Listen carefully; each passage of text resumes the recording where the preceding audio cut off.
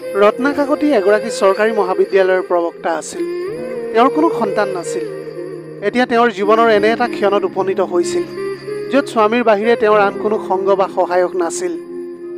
অলপ দিনৰ পিছতে তেওঁ চাকৰি জীৱনৰ পৰা অৱসৰ ল'লে আৰু চাকৰি জীৱনৰ পৰা উপাৰ্জন কৰা পেঞ্চনৰ লাখ লাখ টকা লৈ নিজৰ ঘৰতে জীৱনটো আগুৱাই নিবলৈ চেষ্টা কৰিলে। আচলতে ৰত্না কাকতি আছিল এগৰাকী অতি সহজ আৰু কোমল স্বভাৱৰ মহিলা। একেদৰে তেওঁৰ স্বামীজনো আছিল অতি সৎ স্বভাৱৰ ব্যক্তি। সাংসাৰিক জীৱনত আজিলৈকে দুয়োজনৰ মাজত কোনো বিষয়ক লৈ কাজিয়া পেচাল হোৱা নাছিল। দুয়োজনৰ মাজত আছিল অধিক বুজাবুজি আৰু প্ৰেম। দুয়োজনে সিজনক মৰম ভাল পোৱাৰ লগতে সন্মান দিছিল। কিন্তু এতিয়া জীৱনৰ এই অৱসাদৰ সময়ছোৱাত তেওঁলোকে সন্তান নথকাৰ যন্ত্ৰণা অনুভৱ কৰিছিল। এদিন ৰত্না কাকতিয়ে গিৰিয়েকক ক'বলৈ ধৰিলে, আমি বাৰু সন্তান এটা কিয় এডপ্ট কৰি নলওঁ? আগতে আমি দুয়োৱে আমাৰ নিজা নিজা কামত ব্যস্ত হৈ আছিলোঁ, সেইবাবে সন্তানৰ কথা আমি ভবাই নাছিলোঁ। কলেজৰ ছাত্ৰ ছাত্ৰীসকলক নিজৰ সন্তান বুলি ভাবিয়েই সিহঁতৰ ভালৰ কাৰণে সদায় কঠোৰ পৰিশ্ৰম কৰিলোঁ। কিন্তু এতিয়া দিনৰ দিনটো ঘৰত অকলে থাকোঁ, নিজকে বৰ অকলশৰীয়া যেন অনুভৱ হয়। অতীতৰ ঘটনাটোৱে এতিয়াও মোৰ বুকুত বৰ বেয়াকৈ আঘাত কৰে। তুমি বাৰু এই কথাটো কিয় নাভাবা? পত্নীৰ কথা শুনি স্বামী দেৱব্ৰত কাকতিয়ে ক'লে যে, তুমি যদি আগতেই সেই ভুলটো নকৰিলাহেঁতেন তেনেহ'লে আজি তুমিও সন্তানৰ মাক হ'লাহেঁতেন। এইটো বয়সত তুমি আৰু মই এটা সন্তানৰ বাবে হাহাকাৰ কৰিবলগীয়া নহ'লহেঁতেন। বোৱাৰী আৰু নাতিহঁতৰ সৈতে ঘৰখন জিলিকি থাকিলেহেঁতেন। কিন্তু কি কৰিবা, সকলো ভগৱানৰ ইচ্ছা। স্বামীৰ কথা শুনি ৰত্না কাকতিয়ে দীঘলকৈ সমুনিয়া এটা কাঢ়িছিল। তেওঁ জানিছিল যে তেওঁৰ স্বামীয়ে সঁচা কথাই কৈছে, কাৰণ তেওঁৰ নিজৰ ভুলৰ বাবে পায়ো সন্তান হেৰুৱাবলগীয়া হৈছিল। বিয়াৰ এবছৰৰ পিছতেই ৰত্না কাকতি গৰ্ভৱতী হৈছিল আৰু মাত্ৰ 3 মাহৰ পিছতে তেওঁৰ প্ৰসৱৰ দিন আহিছিল। এনে সময়তে এদিন তেওঁ হঠাতে অসুস্থ হৈ উঠিল। কিন্তু কোনোদিনে কৰ্তব্যত গাফিলতি নকৰা ৰত্না কাকতিয়ে অসুস্থ অৱস্থাতে ছাত্ৰ ছাত্ৰীক পঢ়ুৱাবলৈ কলেজলৈ গুচি গ'ল। কিন্তু আধা বাটতে তেওঁ বৰকৈ মূৰটো ঘূৰোৱাত গাড়ীখন এক ভয়ংকৰ দুৰ্ঘটনাত পতিত হয়। সেইদিনা স্বামী দেৱব্ৰত কাকতিয়ে তেওঁক কলেজৰ পৰা ছুটি ল'বলৈ বাৰম্বাৰ কৈছিল। কিন্তু ৰত্না কাকতিয়ে অসুস্থ দেহাৰেই কলেজলৈ যোৱাটোক অধিক গুৰুত্ব দিছিল। সেই পথ দুৰ্ঘটনাটোত কথমপি তেওঁৰ জীৱনটো ৰক্ষা হৈছিল। কিন্তু তেওঁলোকৰ সেই অপূৰ্ণ পুত্ৰ সন্তানটিয়ে সেইখন পৃথিৱী এৰি গুচি গৈছিল। পৰৱৰ্তী সময়ত কিছুমান স্বাস্থ্যগত সমস্যাৰ বাবে তেওঁ আৰু কেতিয়াও মাতৃ হ'ব নোৱাৰিলে। এই কথাবোৰ ভাবি ভাবি ৰত্না কাকতিৰ দুচকুৰে চকু পানী বৈ আহিছিল। হয়তো স্বামী দেৱব্ৰত কাকতিয়ে পত্নীৰ মনৰ অৱস্থাটো বুজি পাইছিল আৰু বিষয়টো পাতল কৰিবৰ বাবেই হাঁহি এটা মাৰি পত্নী ক'লে, হেৰা, আমাৰ ভৱিষ্যত জীৱনটো কি হ'ব? এই সকলোবোৰ কথা ভগৱানেহে জানে। তুমি এতিয়া সেইবিলাকক লৈ অনৰ্থক চিন্তা কিছুমান কৰি নাথাকিবা। আমাৰ নিজা সন্তান নাথাকিলেও আমি পঢ়োৱা সকলো ছাত্ৰ ছাত্ৰীয়ে আমাৰ বাবে একোটা সন্তান। সেইবাবেই চাগে ভগৱানে আমাক নিজাকৈ বেলেগ সন্তান উপহাৰ নিদিলে। ইয়াকে লৈ এতিয়া আমি দুখ কৰি থকাটো উচিত নহ'ব। ভগৱানে তোমাক কেতিয়াও অকলশৰীয়া কৰি নাৰাখে, বুজিছা? স্বামীৰ কথা শুনি ৰত্না কাকতি নিমাত হৈ পৰিছিল। সঁচাকৈ জীৱনৰ বেছিভাগ সময় দুয়োজনে কেৱল অধ্যয়ন আৰু পাঠদানতে ব্যস্ত হৈ পৰিছিল। কিন্তু নিয়তিৰ কি নিষ্ঠুৰ নীতি! সেইদিনাই মাজনিশা হঠাৎ স্বামীৰ স্বাস্থ্য অৱনতি ঘটা দেখি ৰত্না কাকতি বিচলিত হৈ কান্দিবলৈ ধৰিলে। ৰাতিৰ এই সময়ত অকলশৰে কাকনো মাতিব, স্বামীক কলৈ নিব, একো তেওঁ এতিয়া বুজিবলৈ পৰা নাছিল। এইটো সময়ত তেওঁ নিজৰ সন্তানক হেৰুৱাৰ কথা গভীৰভাৱে অনুভৱ কৰিছিল। কপা কপা হাতেৰে তেওঁৰ ফোনটো তুলি এম্বুলেঞ্চখন মাতিলে। কিন্তু তেতিয়ালৈকে যেন বহুত দেৰি হৈ গৈছিল। স্বামীৰ তেতিয়ালৈকে হাৰ্ট ষ্ট্ৰক হৈ তেওঁৰ ইতিমধ্যে মৃত্যু ঘটিছিল। স্বামীৰ মৃত্যুৰ এই খবৰটোৱে ৰত্না কাকতিৰ মূৰৰ ওপৰত এখন পাহাৰ খহি পৰাৰ দৰে হৈ পৰিল আৰু তেওঁ এই পৃথিৱীত সম্পূৰ্ণ অকলশৰীয়া হৈ পৰিছিল। এই বয়সত স্বামীয়ে তেওঁক এনেকৈ অকলশৰে এৰি থৈ যোৱাটো তেওঁৰ বাবে বহুত কষ্ট আৰু বেদনাদায়ক আছিল। ওচৰ চুবুৰীয়া আৰু দূৰৈৰ আত্মীয়ই তেওঁৰ ঘৰলৈ আহি তেওঁক ধৈৰ্য ধৰিবলৈ বহুত সান্তনা দিছিল। আনকি কিছুমান আত্মীয়ই তেওঁক তেওঁলোকৰ লগতে থাকিবৰ বাবে প্ৰস্তাৱ আগবঢ়াইছিল।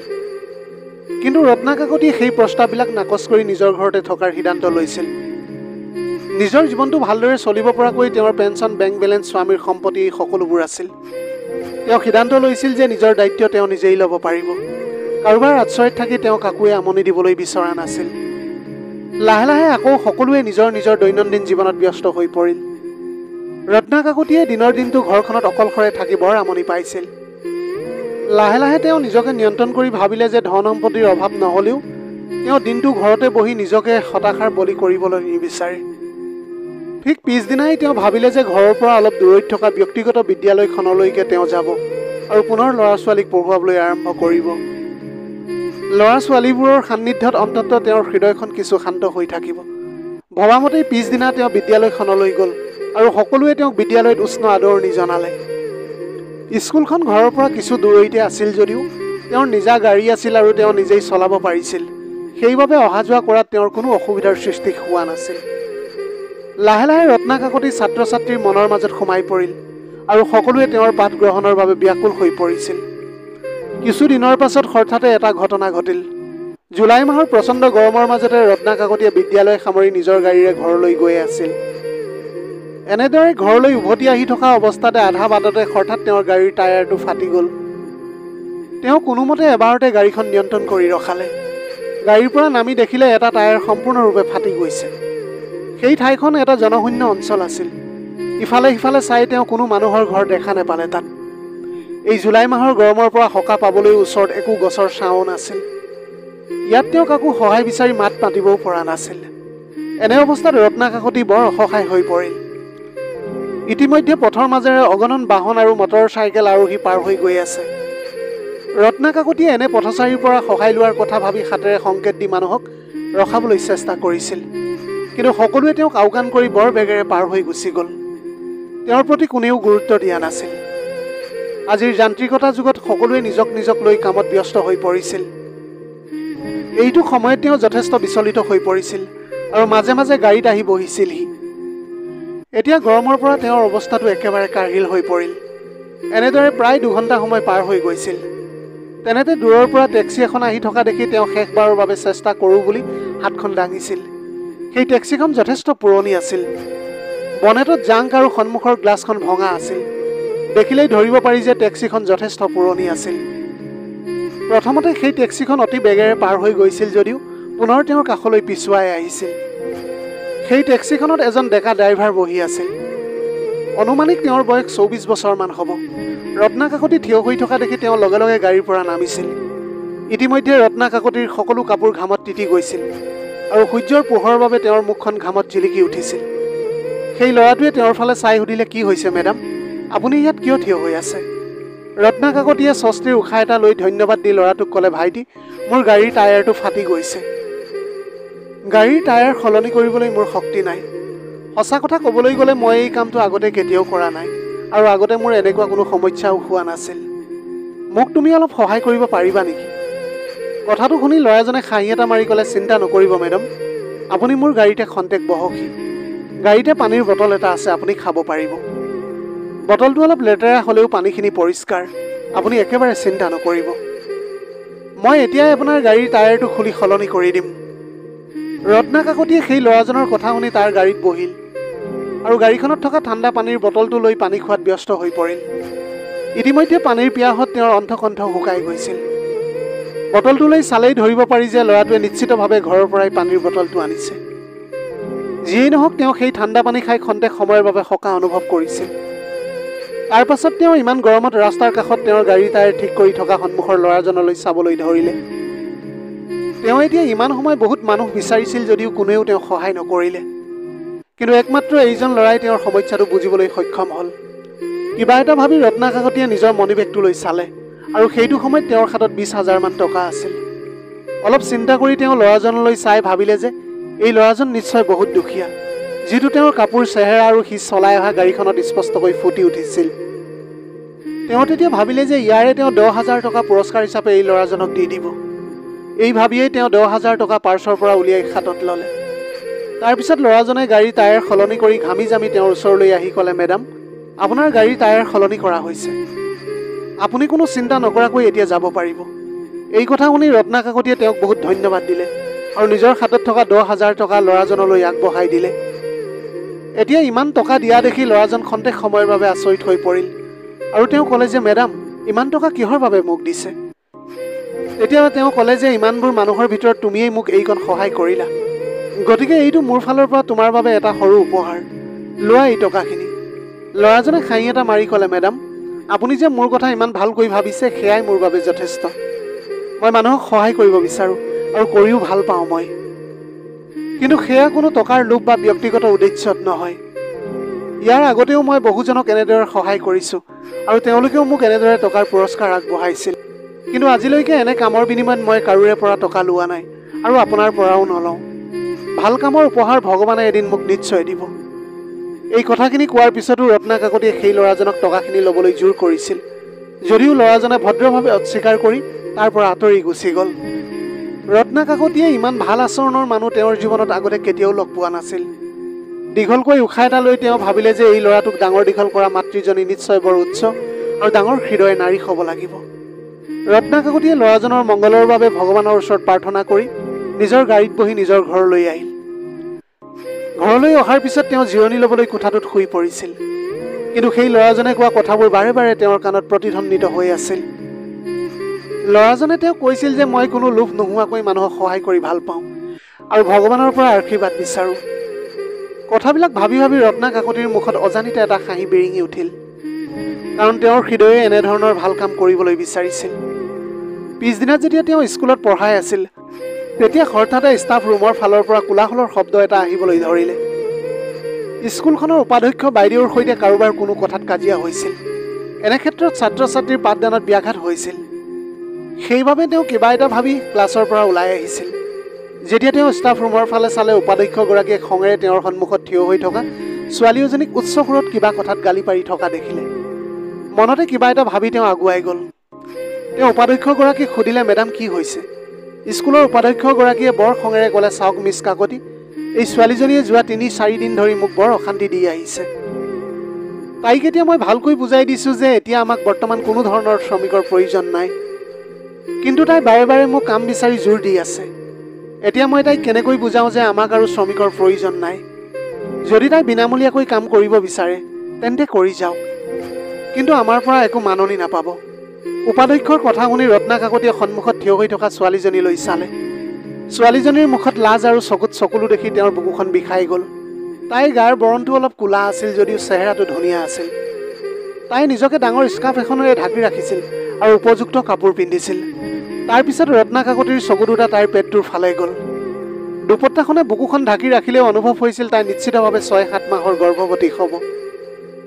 তেনেতে উপাধ্যক্ষগৰাকীয়ে আকৌ তেওঁলোকক ক'বলৈ ধৰিলে, চাওক এই ছোৱালীজনী গৰ্ভৱতী।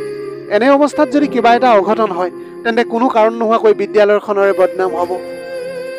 কিন্তু এই ছোৱালীজনীয়ে এইবোৰ কথা বুজি নাপায়। উপাধ্যক্ষই আৰু কিবা কোৱাৰ আগতেই ছোৱালীজনীয়ে হাতযোৰ কৰি তেওঁক ক্ষমা খুজিলে আৰু ক'লে যে মোক ক্ষমা কৰিব মেম, মই আন ঠাইত চাকৰি বিচাৰিম, মোক আৰু অপমান নিদিব। এই বুলি কৈ সেই ছোৱালীজনীয়ে চকু পানী টুকি টুকি কোঠাটোৰ পৰা ওলাই গুচি গ'ল। এই দৃশ্যটো দেখি ৰত্না কাকতিৰ হৃদয়খন কিবা এটা অনুভৱ হৈ গৈছিল। লগে লগে তেওঁৰ সেই ল'ৰাটোৰ কথা তেতিয়া মনত পৰিবলৈ ধৰিলে, যিয়ে কোনো কাৰণ নোহোৱাকৈ তেওঁক সহায় কৰিছিল। তেওঁ ভাবিছিল তেওঁ এই ছোৱালীজনীক এনেকৈ যাবলৈ নিদিয়ে। এই ভাবিয়েই তেওঁ ছোৱালীজনীৰ পিছে পিছে গ'ল আৰু তাইক ৰখিবলৈ ক'লে। সেইটো সময়ত ছোৱালীজনীৰ চকুৰ পৰা অবিৰতভাৱে চকুলো বৈ আহিছিল। কান্দি কান্দিয়ে তাই সুধিছিল, কওক মেডাম কি কথা আছিল? ঠিক সেই মুহূৰ্ততে ৰত্না কাকতিয়ে বেগৰ পৰা এখন কাৰ্ড উলিয়াই সেই ছোৱালীজনীক দিলে আৰু ক'লে যে ইয়াত মোৰ ঘৰৰ ঠিকনাটো আছে। মই বৰ্তমান ইয়াত শিক্ষকতা কৰি আছোঁ, কিন্তু তুমি মোক আজি সন্ধিয়া মোৰ ঘৰত লগ পাবলৈ পাৰিবা। ছোৱালীজনীয়ে তেওঁক ধন্যবাদ জনাই তাৰ পৰা আঁতৰি গুচি গ'ল। কিবা এটা ভাবি ৰত্না কাকতিয়ে অন্তৰত কিঞ্চিত সকাহ অনুভৱ কৰিছিল। যিয়ে নহওক স্কুলত তেওঁ বৰ মনোযোগেৰে ল'ৰা ছোৱালীবিলাকক পঢ়াইছিল আৰু স্কুলৰ পৰা ঘৰ আহি পাওঁতে বৰ ভাগৰুৱা হৈ পৰিছিল। এতিয়া হাত ভৰি ধুই সতেজ হোৱাৰ পিছত তেওঁ চাহ একাপ খাই শুই পৰিছিল নিজৰ কোঠাটোত। তেতিয়া সময় সন্ধিয়া প্ৰায় 6 বাজিছিল। তেনেতে কলিং বেলটো বাজি উঠাত ৰত্না কাকতিয়ে সাৰ পাই দুৱাৰ মুখলৈ ওলাই আহি সেই ছোৱালীজনীক দেখা পালে। ছোৱালীজনীক ভিতৰলৈ মাতি আনি বহিবলৈ কোৱাত তাই মজিয়াতে বহিবলৈ ধৰিছিল যদিও ৰত্না কাকতিয়ে সোফাখনতে তেওঁক বহিবলৈ ক'লে। তাই তেতিয়াও গাত স্কাৰ্ফখন মেৰিয়াই আছিল। যেতিয়া তেওঁ গৈ ছোৱালীজনীৰ সন্মুখত বহিল, তাইৰ অৱস্থা দেখি ছোৱালীজনীৰ প্ৰতি তেওঁৰ মনত কৰোণা উপজিবলৈ ধৰিছিল। ঘৰুৱা বন কৰা মহিলা এগৰাকীক মাতি ছোৱালীজনীৰ বাবে ফলৰ ৰস আনিবলৈ ক'লে। এইখিনি খোৱাৰ পিছত ছোৱালীজনীয়ে কিছু শক্তি পালে আৰু তাইৰ মুখখন কিছু উজ্জ্বল হৈ পৰিল। এতিয়া ৰত্না কাকতিয়ে তাইক সুধিলে তাই কিমান মাহৰ গৰ্ভৱতী আৰু তাইৰ স্বামীয়ে কি কৰে, কিয় এই অৱস্থাটো গিৰিয়েকে তাইক এনেদৰে কষ্ট কাম কৰিবলৈ এৰি দিছে। ছোৱালীজনীয়ে শান্তভাৱে উত্তৰ দিলে, তেনেকুৱা মোৰ একো হোৱা নাই মেডাম। মোৰ স্বামী এগৰাকী বৰ মৰমীয়াল মানুহ আৰু মই এতিয়া 7 মাহৰ গৰ্ভৱতী। ডাক্তৰে কৈছে যে মোৰ কিছুমান সমস্যা আছে যাৰ বাবে মই অপাৰেশ্যন কৰিব লাগিব, অন্যথা মোৰ শিশুটিৰ জীৱনটো বিপদত পৰিব পাৰে। জানে মেডাম, মোৰ স্বামীয়ে মোক বহুত ভাল পায়, কিন্তু আমি দুয়ো বহুত কষ্ট কৰি এই চহৰলৈ আহি ভাড়া ঘৰত আছোঁ। যোৱা কেইদিনমানৰ পৰা মোৰ স্বামীৰ বহুত ক্ষতি হৈছে, যাৰ কাৰণে আমাৰ বহুত ধাৰ হ'ল। এতিয়া স্বামীয়ে যি উপাৰ্জন কৰে সেয়া তেওঁ ধাৰ মাৰিবলৈ যেনে তেনেহে জোৰে। আগতে মই য'ত কাম কৰিছিলোঁ তাতে সেই টকা মই মোৰ অপাৰেশ্যনৰ বাবে জমা কৰি আছিলোঁ, কিন্তু এতিয়া সেই মালিকে কোনো কাৰণ নোহোৱাকৈ মোক চাকৰিৰ পৰা বৰ্খাস্ত কৰিলে আৰু এতিয়া মোক তেওঁ কামত নিযুক্তি দিবলৈ ইচ্ছুক নহয়। ছোৱালীজনীৰ কথাবোৰ শুনি ৰত্না কাকতিয়ে ছোৱালীজনীলৈ গভীৰ দৃষ্টিৰে চালে। তাৰ পাছত তেওঁ সুধিলে, তোমালোকৰ ধাৰ কিমান আছে? এতিয়া মাত্ৰ আমাৰ 50,000 মান টকা ধাৰ মাৰিবলৈ বাকী আছে। কথাটো শুনাৰ পিছত ৰত্না কাকতিয়ে দীঘলকৈ এটা উশাহ ল'লে আৰু সুধিলে যে তুমি খাদ্য ৰান্ধিবলৈ জানানে? ছোৱালীজনীয়ে মূৰ দুপিয়াই ক'লে, হয় মেডাম, মই খুব ভালকৈ ৰান্ধিবলৈ জানো। মোৰ স্বামীয়ে মই বনোৱা খাদ্যৰ বহুত প্ৰশংসা কৰে। মই সকলো কাম বহুত ভালকৈ কৰিবলৈ জানো। তাইৰ কথা শুনি ৰত্না কাকতিয়ে হাঁহি এটা মাৰি ক'লে যে ঠিকেই আছে বাৰু, আজিৰ পৰা তুমি মোৰ ঘৰত ৰাতিৰ আহাৰ বনাবা আৰু ফুলনি বাৰীত সদায় পানী দিবা। হঠাৎ এনেকৈ কামৰ অনুমতি পাই ছোৱালীজনীয়ে সন্তোষৰ হাঁহি এটা মাৰিছিল। সেইদিনা ছোৱালীজনীয়ে ৰত্না কাকতিৰ বাবে পনীৰ, মটৰৰ ভাজি আৰু দাইল ৰান্ধিছিল আৰু সেই খাদ্য ইমান সুস্বাদু আছিল যে ৰত্না কাকতিয়ে মনৰ সন্তুষ্টিৰে পেট ভৰাই খাইছিল। বাকী ৰাহি হোৱা খাদ্য সেই বিউটি নামৰ ছোৱালীজনীৰ হাতত তুলি দি ক'লে যে এইখিনি খাদ্য তুমি ঘৰলৈ লৈ যোৱা, তুমি নিজে আৰু স্বামী দুয়োজনে মিলি খাবা। মালিকনীৰ মৰম দেখি বিউটিৰ চকুলো ওলাই আহিল আৰু ক'লে যে বহুত বহুত ধন্যবাদ আপোনাক মেডাম, ভগৱানে আপোনাক সদায় কুশলে ৰাখক। এইদৰে কৈ তাই তাৰ পৰা গুচি গ'ল আৰু ৰত্না কাকতিয়ে হৃদয়ত এক অদ্ভুত শান্তি অনুভৱ কৰিছিল। ঠিক পিছদিনা ৰত্নাই তেওঁৰ অন্তৰংগ বান্ধৱী লেডী ডাক্তৰ এগৰাকীৰ লগত কথা পাতিলে। তেওঁৰ নিজা স্ত্ৰীৰোগ বিশেষজ্ঞৰ ক্লিনিক আছিল। ৰত্না কাকতিয়ে ডাক্তৰ বান্ধৱীক বিউটিৰ কথা কোৱাত বিউটিৰ অপাৰেশ্যনৰ দায়িত্ব তেওঁ ল'লে। এতিয়া ৰত্না কাকতিয়ে ডাক্তৰ বান্ধৱীক বিউটিৰ বাবে প্ৰয়োজন হোৱা সমস্ত টকা পইচা তেওঁ নিজে খৰচ বহন কৰিব বুলি প্ৰতিশ্ৰুতি দিছিল। সন্ধিয়ালৈ বিউটি অহাত ৰত্নাই তাইক ক'লে যে তাইৰ ডেলিভাৰী ইয়াৰ পৰাই কৰি দিয়া হ'ব। নাই নাই মেডাম, সেইখন বৰ ডাঙৰ ক্লিনিক, লাখ লাখ টকা খৰচ হ'ব, মই ক'ৰ পৰা ইমান টকা যোগাৰ কৰিবলৈ পাৰিম? কিন্তু ৰত্না কাকতিয়ে হাঁহি হাঁহি ক'লে, টকাৰ কথা তুমি চিন্তা নকৰিবা, তোমাৰ ভালৰ বাবে মই সকলো প্ৰকাৰে তোমাক সহায় কৰিম। এই কথাটো শুনি বিউটিৰ চকুৰ পৰা চকুলো ওলাই আহিছিল আৰু ৰত্নাৰ ভৰি চুই সেৱা কৰি তাই ক'লে যে মেডাম, আপুনি মোৰ বাবে ইমান কিয় ত্যাগ কৰিছে? ইফালে আকৌ আপোনাৰ লগত মোৰ কোনো তেজৰ সম্পৰ্কও নাই আৰু মই ইয়াত কাম কৰা মাত্ৰ 2 দিন হৈছেহে। আপুনি সঁচাই মোৰ বাবে ভগৱান। তেওঁ হাঁহি এটা মাৰি লগে লগে সেই ল'ৰাটোৱে কোৱা কথাবোৰ মনত পেলালে আৰু ক'লে যে একো কথা নাই, ময়ো এদিন ইমানেই অসহায় হৈ পৰিছিলোঁ, তেতিয়া এজন মানুহে মোক সহায় কৰিছিল আৰু এতিয়া মই সেই পথৰে আগুৱাই যাবলৈ বিচাৰিছোঁ। যিয়েই নহওক, এতিয়া বিউটিয়ে এইখন ঘৰত কাম কৰাটো অতি সহজ পাইছিল। প্ৰত্যেক মাহতে তাই এতিয়া দৰমহা হিচাপে 10,000 টকা পায়। যেতিয়া তাই ডেলিভাৰীৰ সময় আহিল, ৰত্না কাকতিয়ে লগে লগে তাইক সেই বান্ধৱীৰ ক্লিনিকতে ভৰ্তি হ'বলৈ ক'লে। বিউটিয়ে তেওঁৰ কথা মতেই তাত ভৰ্তি হ'ল আৰু সফল অস্ত্ৰোপচাৰৰ জৰিয়তে একেবাৰে সুস্থ আৰু সবল এটা পুত্ৰ সন্তানৰ জন্ম দিলে। ৰত্না কাকতিয়ে ডাক্তৰ বান্ধৱীৰ মুখে বিউটিৰ সন্তান জন্মৰ খবৰটো শুনি বৰ আনন্দিত হ'ল আৰু এতিয়া নিজেই বিউটিৰ ওচৰলৈ যোৱাৰ কথাটো ভাবিছিল। কিন্তু হস্পিটেলৰ সন্মুখ পাওঁতে ৰত্না কাকতিৰ খোজবোৰ যেন খন্তেক সময়ৰ বাবে থমকি ৰ'ল, কাৰণ হস্পিটেলৰ চৌহদত সেই একেখন পুৰণি টেক্সি ৰৈ থকা তেওঁ দেখিছিল, যিখনৰ পৰা ওলাই অহা ডেকাজনে তেওঁক সেইদিনা সহায় কৰিছিল। যিয়েই নহওক, হস্পিটেলৰ কেবিনলৈ তেওঁ সোমাই গ'ল, কিন্তু বিউটি থকা কেবিনলৈ সোমাই যাওঁতে তেওঁ অতি আচৰিত হৈ পৰিল, কাৰণ সেই টেক্সি চলোৱা ল'ৰাজনেই বিউটিৰ শিশুটিক বুকুৰ মাজত লৈ তাক মৰম কৰি আছিল আৰু বিউটিয়ে শুই থকাৰ পৰাই মাজে মাজে তাৰ ফালে চাই আছিল। এই দৃশ্যটো দেখি এতিয়া ৰত্না কাকতিৰ দেহত তেজৰ ঢৌ প্ৰবাহিত হ'বলৈ ধৰিলে। হয়, এইজনে আছিল সেইজন ল'ৰা যিয়ে তেওঁক সহায় কৰিছিল আৰু আজি অজানিতে হ'লেও তেওঁ এইদৰে নিজৰ সহায়ৰ প্ৰতিদান আগবঢ়াবলৈ পাই বৰ সুখী অনুভৱ কৰিছিল। তেনেতে ৰত্না কাকতিক দেখি বিউটিয়ে এটা মিঠা হাঁহি মাৰিলে আৰু লগে লগে নিজৰ স্বামীক উদ্দেশ্যি ক'লে, সেই বিটু, এখেতেই আমাৰ সেইগৰাকী মমতাময়ী মাতৃ, মোৰ বাবে এখেতেই ভগৱান, যাৰ সহায়ৰ বাবে আজি আমাৰ সন্তানে আমাৰ কোলাত হাঁহিবলৈ পাৰিছে। মোৰ গৰ্ভৱতী অৱস্থাত কামত সংস্থাপন দিয়াৰ লগতে এখেতেই চিকিৎসাৰ সকলো খৰচ এখেতেই বহন কৰিছে। এতিয়া বিটুৱে কথাখিনি শুনাৰ পাছত ৰত্না কাকতিৰ ফালে মূৰ দাঙি চাইছিল। সিও অলপ অস্থিৰ হৈ পৰিছিল। সপোনতো সি এই কথাটো কল্পনাই কৰিব পৰা নাছিল যে সি কৰা সহায়ৰ পুৰস্কাৰ এনেদৰে আজি পাব বুলি। বিটুৱে তৎক্ষণাত ৰত্না কাকতিৰ ভৰি চুই সেৱা কৰিলে আৰু কৃতজ্ঞতা জনালে। ইয়াৰ পাছত ৰত্না কাকতিৰ প্ৰতি তেওঁলোকৰ মৰম আৰু সম্পৰ্ক ইমান গভীৰ হৈ পৰিছিল যে বিটু, বিউটি আৰু একমাত্ৰ পুত্ৰ সকলোৱে তেওঁৰ ঘৰলৈ স্থায়ীভাৱে থকাকৈ আহিবলৈ বাধ্য হৈ পৰিল। ৰত্না কাকতিয়ে এতিয়া অসহায় মানুহক সহায় কৰাটোকে জীৱনৰ কৰ্ম বুলি বাছি ল'লে আৰু বিউটিৰ সহপৰিয়ালে মিলি আনন্দেৰে দিনবোৰ অতিবাহিত কৰিছিল। নিজৰ সন্তান হেৰুৱালেও ৰত্না কাকতি উপযুক্ত পু-বোৱাৰী আৰু নাতিনী পালে। এইটো সময়ত ৰত্না কাকতিৰ মনলৈ বাৰে বাৰে স্বামীয়ে কোৱা এষাৰ কথা তেওঁৰ মনলৈ ভাহি আহিছিল। তেখেতে কৈছিল, হেৰা, তুমি দুখ কৰি নাথাকিবা। ভগৱানে তোমাক কেতিয়াও অকলশৰীয়া কৰি নাৰাখে, বুজিছা। সময়ত তুমি সকলো পাবা। প্ৰিয় দৰ্শক, এয়াই আছিল আজিৰ কাহিনীৰ ভাগ। আজিৰ ভিডিঅ'টি কেনেকুৱা লাগিলে জনাব। যদি ভাল লাগিল তেনেহ'লে লগৰ বন্ধু বান্ধৱীসকলৰ মাজত শ্বেয়াৰ কৰিবলৈ নাপাহৰিব। আপোনালোকৰ গোটেই জীৱনটো হাঁহিৰে উপচি পৰক। পাৰিলে দুখীয়াজনক অলপ সহায় কৰিবলৈ চেষ্টা কৰিবা। আপোনালোকৰ অকণমান সঁহাৰিয়ে যদি কোনোবা এজন দুখীয়াৰ জীৱনটো সলনি কৰিবলৈ পাৰে, তাতকৈ পুণ্যৰ কাম আৰু এইখন পৃথিৱীত একোৱেই হ'ব নোৱাৰে। Have a nice day.